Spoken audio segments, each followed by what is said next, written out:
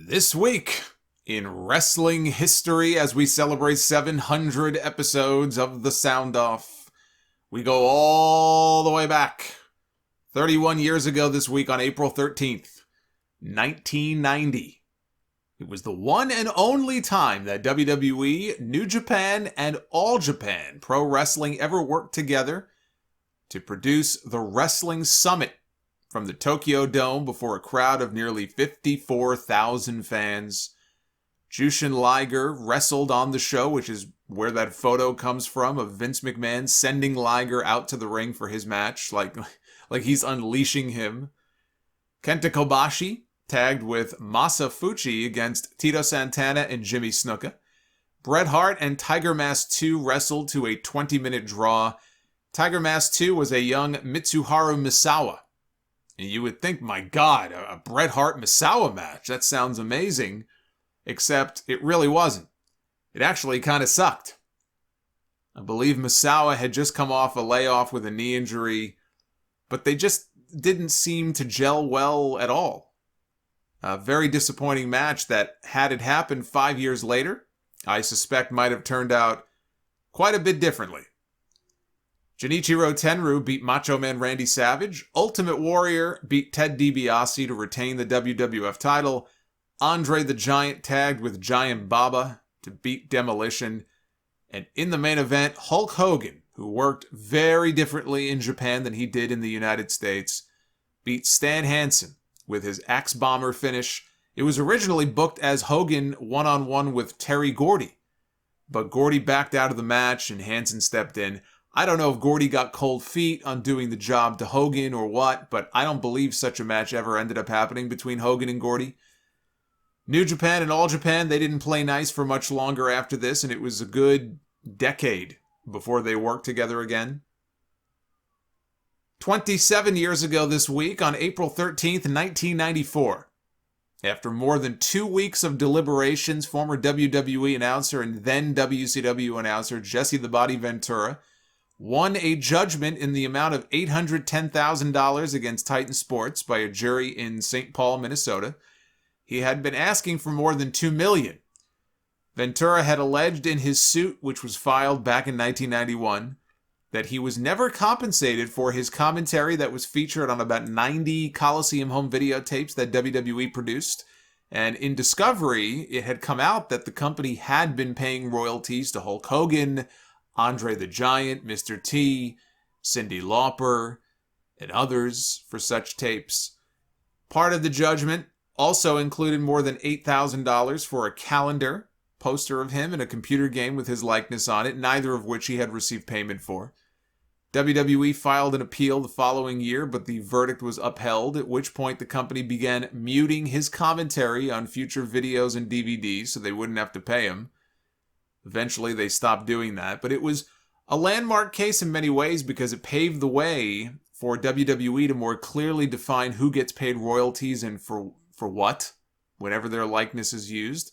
Now, of course, with the advent of the WWE Network, talent doesn't get any royalties for use of their likeness. And in 2016, Buff Bagwell filed a class action suit against the company over network royalties. Raven joined in the suit. And the following year, it was dismissed with prejudice by the court, meaning they cannot bring those same claims back before the court. 3 days later, New Japan Pro Wrestling hosted the inaugural Super J-Cup tournament featuring the best junior heavyweights from all over the world. It was the brainchild of Jushin Thunder Liger. In the quarterfinals, Chris Benoit, under a mask as Wild Pegasus, beat Eddie Guerrero under a mask as Black Tiger to advance ultimately to the finals, where he defeated the great Sasuke to become the very first J-Cup winner. 25 years ago this week on April 15th, 1996, Brian Pillman was thrown 40 feet out of the Humvee he was driving near his home in Cincinnati when it struck a tree stump. And per the April 29th issue of the Wrestling Observer, he was hospitalized in the burn unit in intensive care with severe injuries, including an ankle that was completely crushed. When police and medics found him, they saw that he had lost so much blood they weren't sure he would even survive. And he underwent surgery to remove bone from his hip to help reconstruct his ankle. plastic surgery on his face to repair bone fractures in his face, which included a broken nose, a fractured cheekbone, and a dislocated jaw that had to be wired shut. He was not wearing his seatbelt at the time, but he was told that if he had been, and he was not thrown from the vehicle, it's very likely he would have been crushed inside and he wouldn't have survived. Not very often that you hear that by not wearing your seatbelt it may have saved your life, but it does happen sometimes. I would not advocate not wearing your seatbelt. 2 days after his accident, Pillman's WCW contract legitimately expired, and he was negotiating with both WWE and WCW, but Eric Bischoff had a very real termination letter faxed to Pillman after the angle with Kevin Sullivan, the whole I respect you Booker man thing. They were working everybody, even the boys in the back. And to make it real, they had a real letter of termination drawn up, which was not very bright. Bischoff had every expectation that Pillman would be coming back, though, and signing a new deal. But on June 7th, he signed a 3-year deal with WWE in what I believe was the very first fully guaranteed contract ever offered by the company. Which was good for Pillman because he was never the same after that wreck. He was never the same in-ring performer when that wreck happened. He had his ankle fused into one position. He couldn't do any of the high-flying stuff he used to do. I mean, they used to call him Flying Brian. And this injury grounded him. He was in constant pain.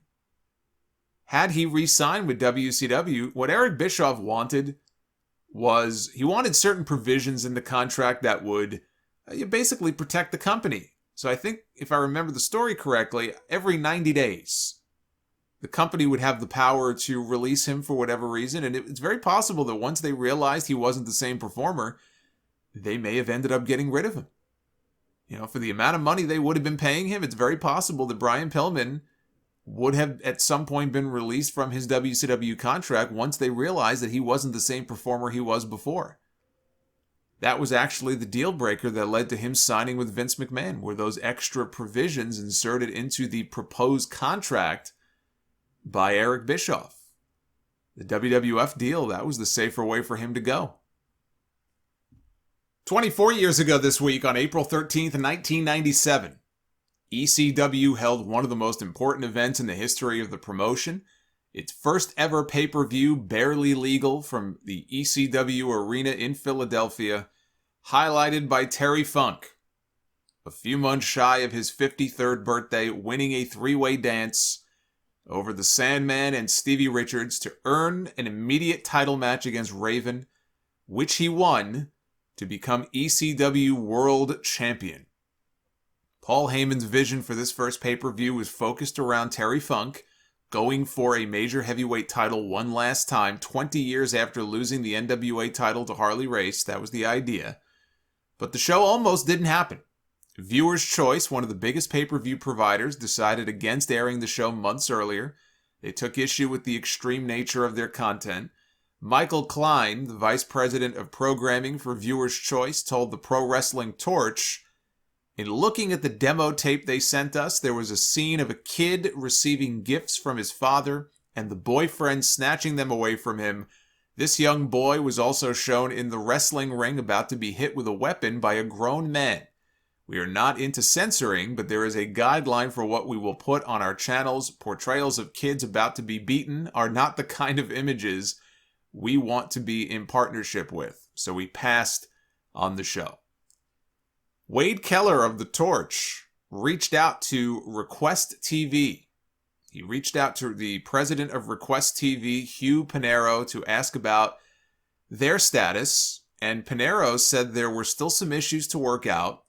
When Keller asked if the recent mass transit incident in Revere, Massachusetts had anything to do with the delay in making their decision, Pinero was not aware of the mass transit incident, and he said that he was going to look into it the next day. When he did, Request decided against airing the pay-per-view.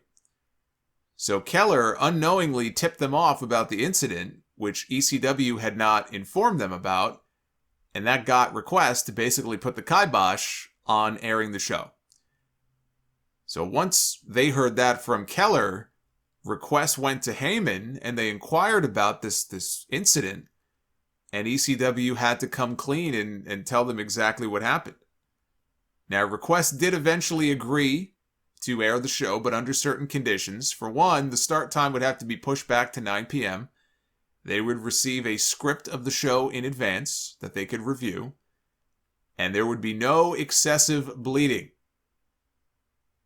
This is the show where the famous speech comes from by Paul Heyman to the locker room before the event, which was aired as part of the Beyond the Mat documentary. Heyman gathers the roster together. He's standing on that staircase, and he tells the roster there are 17 million homes that have availability for this show tonight that will pay $20, hopefully, and then he knocks on wood, for the privilege to see you guys do what you have done for 3.5 years. Thank Terry Funk for all that he has done for this company, for helping to put us on the map, for being unselfish in selfish times, for taking the young guys and showing them a better way. Tonight, we have a chance to say, yeah, you're right. We're too extreme. We're too wild. We're too out of control. We're too full of our own shit. Or we have a chance to say, hey, fuck you, you're wrong. Fuck you, we're right. Because you have all made it to the dance. Because believe me, this is the dance. Less than 30 seconds after the pay-per-view went off the air, the power for the show, the generator, blew. Had that happened a couple of minutes earlier, it would have killed the feed right at the big climax of the main event. The very next day, on April 14th, 1997, WWE produced one of the worst episodes of Monday Night Raw in the history of the show, although some of the more recent episodes are giving it some stiff competition. This was the dreaded simulcast. Oh, I hated this show. Oh, did I hate this show? I remember watching this show live. I hated this show. This was the dreaded simulcast, with some matches taped here in the States, in Muncie, Indiana, and other matches taped from Johannesburg, South Africa, where they had been on tour. They taped content down there to air on Monday Night Raw. Vince McMahon and Jim Cornette handled commentary from the U.S. Jim Ross and the Honky Tonk Men were from South Africa, or at least they commentated on the stuff from there. I don't recall if they were actually physically there on the tour or not. Probably not. And they would cut back and forth between locations. I have no idea why they thought this would be a good idea. I vividly remember the production quality of the stuff from South Africa was just putrid. And the entire show was just one giant bore. But it is a significant show because it was the last Raw before Vince Russo was tapped to be the new head writer for the WWF. Russo was writing for the magazine at the time, and he had a meeting in Linda McMahon's office with her and Vince. This was weeks before, where he expressed how much more he felt he could be doing for the company. And in his book, Russo says he told them, if all you think I'm capable of is writing the magazine, I need you to tell me that. And when they didn't respond, he continued on and he spilled his guts to them. And Vince McMahon responded by telling him that he was being very selfish, which Russo didn't understand. He thought he was being the exact opposite of selfish. He was trying to explain that for no extra charge, I just want to do more. I want to do more to help. But it wasn't until after this Raw show, which was so horrible that it infuriated Vince McMahon, that Russo was called to his office the next day. And he thought he was about to be fired. So he gets up there and Vince's assistant, Beth, I think her name was, says, they're in there. And he's thinking, they? What did he do? Did he bring HR into the room to physically escort me out of the building? It's not enough to just fire me one-on-one. He has other people in there who are going to carry me out of here. When he walks into the conference room, he finds Vince McMahon and all of his minions. Jim Ross, Bruce Pritchard, Jim Cornette, Shane McMahon, Kevin Dunn. And at the head of the table, there is Vince McMahon, standing there angry with a copy of Raw magazine in his hand. And he slams the magazine down on the table and he says, this is what Raw needs to be like. He says, that show was a joke. Last night, it needs to be more like this magazine. And Russo says he can remember looking at Ross and Pritchard and Cornette and seeing the hatred and the contempt in their eyes. Well, I mean, with Cornette, it's not hard to believe. He was probably plotting the man's death at that very moment. But Vince McMahon recognized that a change was needed, and he did something about it. Now, whether or not you think it was the right move for him to make is up for debate. Obviously, it certainly paid off in terms of the way they changed their product, but he recognized that what we're doing right now is not working. That show sucked. That was embarrassing. And we have to make a change. If only the Vince McMahon of 1997 could speak to the Vince McMahon of 2021. If he was willing to take a chance and shake things up now the way he did back then.